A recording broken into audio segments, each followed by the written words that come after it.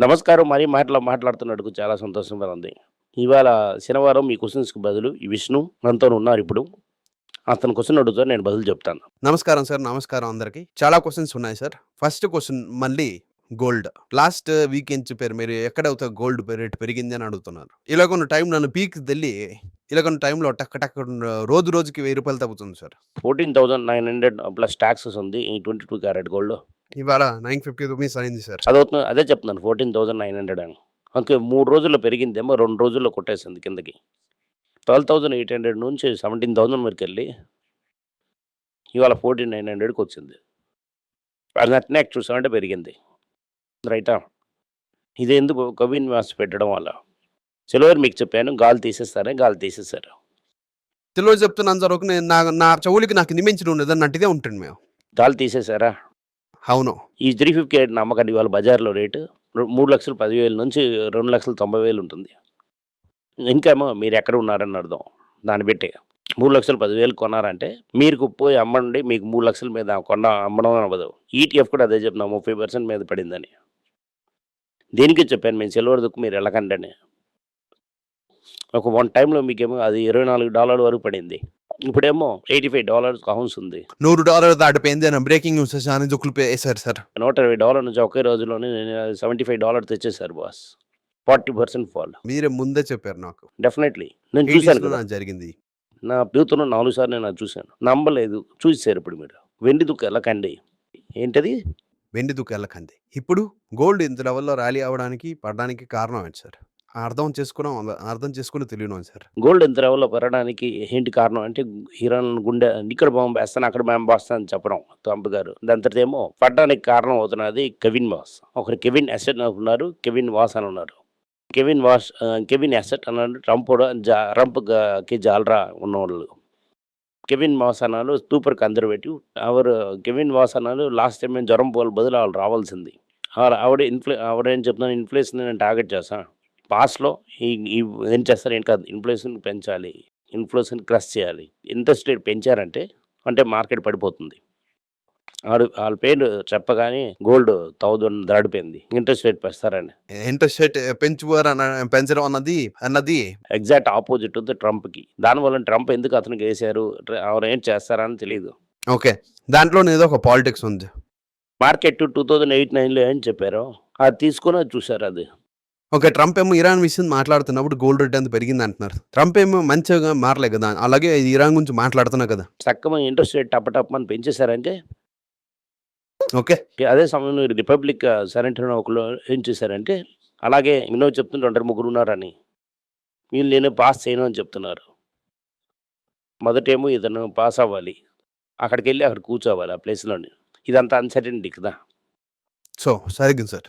ఒక 4 నెలల కిందటేమో gold rate ఏమో టకటక పెరగడం స్టార్ట్ అయింది. 7,500 నుంచి మీరు చెప్తూనే ఉంటారు గోల్డ్ రేట్ పెరుగుతుందని. రీసెంట్ టైమ్‌లో అంటే 3, 4 నెలల ముందు. నిన్నటి నుంచి ఏం చెప్తున్నారు అన్‌స్టేబుల్. డబ్బులు రగుతాయి. ఒక $1,500 పడుతుందన్నాను. 2,000 పడింది. నాకైతే గోల్డ్ రేట్ పడడానికి ఇన్‌స్టాగ్రామ్‌లో అది నేను చూశాను. సిల్వర్ అవుతున్నది న్యూ గోల్డ్ అని అలా చెప్పి న్యూ గోల్డ్ తలక కదా చూసారు కదా! అవుతుంది నెక్స్ట్ న్యూ గోల్డ్ అవుతుంది కాపర్. ఎవరో చెప్తారు అదంతా వినేసారండి. కాపర్ కిలో ఎంతలా ఉంది? కిలో 1000 స్పాట్‌లో చూసామంటే 1,300 రేట్‌లో ప్లస్ కమ్యూనిటీ డాలర్స్‌లో ఎక్స్‌చేంజ్‌లో ఉంది. పోయి కూర్చోండి. డైలీ ఆడండి. దానికల్లా నేను బదులు చెప్పను. కాపర్ అవుతుంది ఒక ఇండస్ట్రియల్ మెటల్. కాపర్‌లో ఎప్పుడైనా పడతది. వైలెన్స్ స్వింగ్ ఉంటది. గోల్డ్ చెప్పారు, సిల్వర్ చెప్పారు. సిల్వర్‌లో మీరు చెప్పాను పెద్దగా దెబ్బ తగులుతుంది తీసుకున్నారు. అలాగే గోల్డ్ కూడా కరెక్ట్ అయింది. మన టార్గెట్ 12,510 అక్కడ ఉంది. మనకు తెలిసిన వరకు చాలా సేఫ్. 10,000 వస్తదని మళ్ళీ మనం కొనాలి. అప్పుడు హెవీ బయర్ అంటాం. నోట్ చేసుకోండి ఇక్కడే పాయింట్. రాదు. ఇది రావడం చాలా కష్టం. ఇమ్మీడియేట్‌లీ అక్కడ ఒక క్యాబిన్ పెట్టాం సార్. అవును ఆ రాదు. కాన్ఫిడెన్స్‌లో నేను చెప్తున్నాను. కొనండి అని ఇన్‌స్టాగ్రామ్ అంతా చెప్తున్నారు. నేను అదే చెప్తున్నాను సార్. గోల్డ్ రేట్ పెరిగిపోయింది సార్. ఇన్‌స్టాగ్రామ్ చూసి మీరేమో ఇన్వెస్ట్‌మెంట్ చేశారంటే తల మీద మంచి వైట్ టవల్ ఏసుకొని, తల మీద ఏసుకొని కూర్చోవలసిందే. ఆళ్ళు చెప్తున్న కారణాలు చూసారంటే కారణమే లేదు ఆ యాక్చువల్‌గా. సందేహం మీకు బాస్ మళ్ళీ అడుగుతాను. మళ్ళీ నేను చెప్తున్నాను. మానిటరీ, ఇండస్ట్రియల్ డిఫరెన్స్ తెలియకుండా మాట్లాడుతున్నారు. మానిటరీ మెటల్ వేరే, ఇండస్ట్రీ మెటల్ వేరే. గోల్డ్ అవుతుంది ఒక మానిటరీ మెటల్. లెట్స్ కంపేర్ దానికి చేయకండి. టన్ కనకలో కాపర్ ఉంది. గోల్డ్ లేదు. గోల్డ్‌కి యూజే లేదు. ప్రపంచంలోని అన్ని వైర్స్‌కి కాపర్ చేస్తారు. ఓకే. కాపర్ తనకు డిమాండ్ పెరిగిపోయిందంటే ఎలక్ట్రిసిటీ ఇంటికి రాదు. 1000 గనకలు కిందున్న వైర్ తీశారంటే ఆ వైర్ అంతా అయిందని ఇది కాపర్. వాళ్ళు చెప్తున్నారు. అది నేనేం చెప్తున్నాను. వాళ్ళు చెప్తున్నారు ఏదో చేశారంట అంటే అది మీ తలకు తెలివి తక్కువ పని. ఆవిడకి వ్యూస్ వచ్చేస్తుంది. ఆళ్ళు డబ్బులు సంపాదించి ఎళ్ళిపోతారు. మీరు మీ డబ్బులు వదిలేస్తారు. Correct sir. సార్ ఒకే ఒక క్వెషన్ సార్ ఈ సంబంధంగానే అడుగుతాను సార్. చాలా మంది ఆ సందేహం అడుగుతున్నారు సార్. ఇంక పోయి మరేదైనా మాట్లాడవయ్యా. అదంతా మాట్లాడే అవసరం లేదు. అదంతా మాట్లాడడానికి అర్హత లేని మాటలవన్నీ. Okay sir. సిల్వర్ రోజు మాట్లాడొచ్చు ఏదన్నా. కాపర్ అవుతుంది మాట్లాడడానికి అర్హత లేని విషయం అది. Okay sir. నేను అది రేట్ అడుగుతాను. నేను పెరిగిందంటే అడుగుతున్నా సరిగ్గా తప్పని ఒకటి మాత్రం చెప్పండి సార్. అదంటే గోల్డ్‌లో కాపర్ కలుపుతున్నారు. 9 క్యారెట్ గోల్డ్, 18 క్యారెట్ గోల్డ్ అవుతుంది. కాపర్ తలకి యూసేజ్ ఎక్కువైంది కొద్దిగా ఎక్కువ అవుతది. అదంతా కొనండి అని చెప్పి ఇన్‌స్టాగ్రామ్ చూసాను. అదంతా నమ్మకండి. అదే సార్. అవును. అదే సార్. Okay sir. అదే క్వెషన్ అడుగుతాం అనుకుంటున్నాను సార్. స్పందన స్ఫూర్తి సార్. టర్న్ అవుట్ క్వెషన్ ఒక టనల్ ముందున్నట్టుగా ఉంది. ఇప్పుడు కూడా చూసామంటే ఈ క్వార్టర్ కూడా 35 క్రోర్స్ లాస్. టర్న్ అవుట్ అవ్వడానికి చాలా టైం పడుతుంది. ఓకే. 3 సంవత్సరాలు మీరు సైలెంట్‌గా ఉంటారంటే మీరు కన్సిడర్ చేయొచ్చు. మీకు తెలిసినట్టుగా ఇవాళ కొనేసి ఇవాళ 130కి వెళ్ళిపోయింది, 140కి వెళ్ళిపోయిందని అనకూడదు. దాంట్లో బజాజ్ తరక సనీల్‌లో అవుతుంది ప్రమోటర్ దానికి. వాళ్ళు డబ్బులు తీస్తారు. టర్న్ ఓవర్ అవుతుంది. కానీ అది మూవ్ అవుతుంది వైలెంట్‌లీ. వైలెంట్ మూవ్‌లు అంతా మీరేమో మీ వల్ల తట్టుకోవాలి. బజాజ్ తాలూకా Q3 రిజల్ట్స్ వచ్చింది చాలా బాగానే ఉంది సార్. ఆల్మోస్ట్ ఎక్స్‌పెక్టెడ్ అనలేను సార్. అది టూ కాస్ట్‌లీయా? మీరు చెప్పినప్పుడు మేము కన్సిడర్ చేయడం చాలా మంచి ప్రాఫిట్‌లో ఉంది సార్. అలాంటి అవకాశం మళ్ళీ దొరుకుతుందా? అలానే దొరుకుతుందా అని. రిజల్ట్ వచ్చిందా అడుగుతున్నాను సార్. అది ఎప్పటికి కరెక్ట్ అవ్వదు ఇంత టైంలోన. ఇది ఒక న్యూసా చూసాను సార్. బడ్జెట్‌లోనే. 2 న్యూస్ సార్. దానికి ముందు ఒక క్వెషన్ అడుగుతాను సార్. ఐటీసీ ఏమో ₹6.5 డివిడెండ్ ఇచ్చారు సార్. సార్ మా దగ్గర సందేహం అంటే నా దగ్గర 3,00,000 డబ్బులు ఉంది సార్. నా దగ్గర రికార్డ్ డేట్ అవుతుంది ఫిబ్రవరి 4 సార్. అదంతా చేయకండి. అవుతున్న డివిడెండ్ స్టిఫింగ్ అది మీ తలకు పనే కాదు. ఓకే. ఏం చెప్పారు సార్? అది డివిడెండ్ స్టిఫింగ్. అది కొనేసి వదిలేసామంటే ఒక 6,500 వస్తుంది కదా! డివిడెండ్ స్టిఫింగ్ అంటే అదొక ఇన్వెస్ట్‌మెంట్ కదా! స్పెక్యులేషన్. అది చేసామంటే మీకు 60,500. ఓకే. అది ఐటీసీ ప్రైస్ గాని పడిపోయిందంటే మాకు పర్లేదు ఒక 30 నుంచి వదిలేస్తాను. అదంతా మీరు చేయలేరు. ఎందుకంటే ఒక మనిషి మంగతారుతున్నోళ్ళు పడిపోయిందంటే నెక్స్ట్ నెల ఏడుస్తూనే ఉంటాం. మీద తల్ల వైట్ తువాలు వేసుకొని అయ్యో! అయ్యో! అయ్యో! అయ్యో! అంటుంటే ఉంటారు. అదే ఒక క్వెషన్ అడిగారు సార్. మీరు ఆడడానికి కావాలి అడుగుతున్నారా? రేపు బడ్జెట్ వస్తుంది సార్ మీరు. ఆనంద్ సార్ బడ్జెట్‌లో ఏం చూస్తున్నా? మెయిన్‌లీ చూస్తానంటే గోల్డ్ రేటు, సిల్వర్ రేట్లు చేతెడుతున్నాను అనుకుంటాను. సార్ చేతిపెడతానంటే ఏం డ్యూటీ చేస్తారు? పెంచుతున్నారా? అది చూడాలి. డ్యూటీ పెంచారని స్మగ్లింగ్ ఇంక్రీజ్ అవుతుంది కదా! సిగరెట్లు పెంచలేదా? సిగరెట్‌లోని టీ కొట్టులోన సిగరెట్ తాగుతున్నా దానికి అడగండి వాళ్ళకి అడగండి. చైనా సిగరెట్ ఏ రేట్ అంటే కరెక్ట్ చెప్తారు. సో, అప్పుడు స్మగ్లింగ్ ఇంక్రీజ్ అవ్వడానికి అవకాశం ఉంది. గోల్డ్, సిల్వర్ పెంచారంటే స్మగ్లింగ్ జరుగుతుంది. అప్పుడు బడ్జెట్‌లో ఇంకో 2 క్వెషన్స్ సార్. ఒకటవుతుంది డివిడెండ్ గురించి. ఫస్ట్ ఏమో డివిడెండ్‌కి టాక్స్ లేకుండా ఉండేది కదా సార్. ఇప్పుడేమో టాక్స్ డివిడెండ్‌కి ఉంది. డివిడెండ్ అనేది ఒక కంపెనీ లాభం సంపాదించేసి మిగతా ఉన్న టాక్స్ కట్టిన తర్వాత మిగతా ఉన్న డబ్బులు డివిడెండ్ ఇస్తున్నాం కదా! అవును.